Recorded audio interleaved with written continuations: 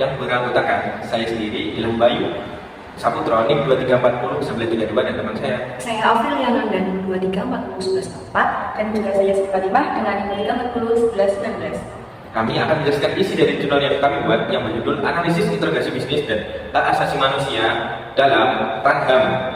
Jurnal ini membahas bagaimana pentingnya perusahaan menjalankan usahanya dengan tetap menghormati hak asasi manusia atau HAM. Di Indonesia, hal ini dicoba diwujudkan melalui kebijakan pemerintah yang disebut Ranham 2021 sampai 2025. Namun, penerapannya masih menghadapi berbagai tantangan. Nah, untuk isi singkat dari jurnal yang kami bahas, jurnal ini membahas pentingnya perusahaan menghormati hak asasi manusia atau HAM dalam kegiatan bisnisnya, terutama di era globalisasi saat ini. Pemerintah dan perusahaan sama-sama mempunyai peran. Kalau untuk pemerintah harus melindungi HAM, sedangkan kalau untuk perusahaan wajib menghormatinya. Salah satu upaya di Indonesia adalah dengan membuat kebijakan Ranham 2021 sampai 2025. Untuk penjelasan lebih lanjutnya akan dijelaskan oleh teman saya. Baik, untuk selanjutnya yaitu mengenai abstrak. Untuk abstraknya, jurnal ini itu menyoroti bahwa bisnis itu tidak boleh merugikan hak asasi manusia atau yang disebut sebagai HAM. Nah, ada panduan internasional dari PBB atau MGP yang menjelaskan tanggung jawab pemerintah dan perusahaan. Di Indonesia sendiri, prinsip-prinsip ini itu coba diterapkan lewat Ranham atau Rencana Aksi Nasional Hak Asasi Manusia. Tapi masih ada banyak tantangannya seperti kurangnya pemahaman dari pelaku usaha dan lemahnya pengawasan. Nah, untuk selanjutnya yaitu mengenai pendahuluan.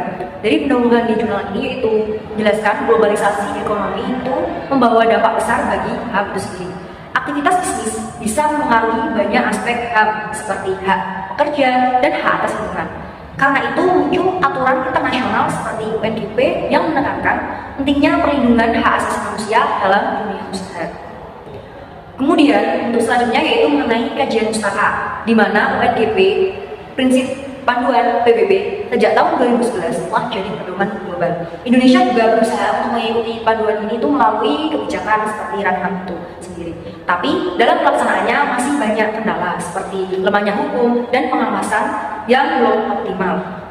Nah, untuk selanjutnya ada metode penelitian, di mana penelitian ini tuh menggunakan metode kualitatif dengan menganalisis dokumen-dokumen resmi seperti peraturan presiden dan publikasi lembaga pemerintahan.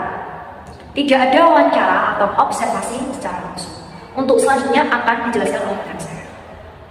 Baik, kemudian hasil penelitian dari jurnal ini. Jadi Ranham atau Rencana Aksi Nasional Hak Asasi Manusia pada 2021 hingga 2025 ini menunjukkan bahwa pemerintah itu serius ingin mengajak pelaku usaha untuk menghormati hak asasi manusia, misalnya lewat pelatihan dan aturan baru.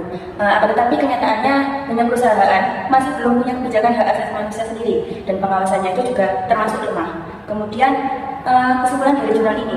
Jadi jurnal review kami ini berisi bahwa implementasi HAM dalam dunia usaha di Indonesia itu masih belum maksimal.